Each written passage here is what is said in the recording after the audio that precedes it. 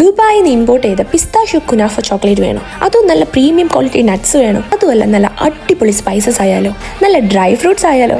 എന്താ സംഭവം എന്നാണോ?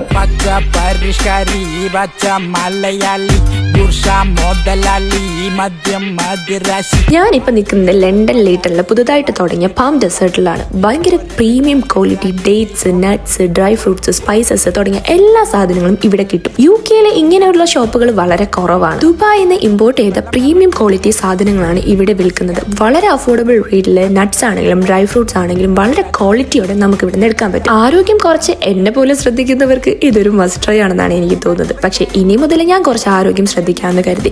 എല്ലാ ദിവസവും രാവിലെ 2-3 ഡ്രൈ ഫ്രൂട്ട്സ് ഒക്കെ കഴിക്കുന്നത് എപ്പോഴും ശരീരത്തിന് നല്ലതല്ല.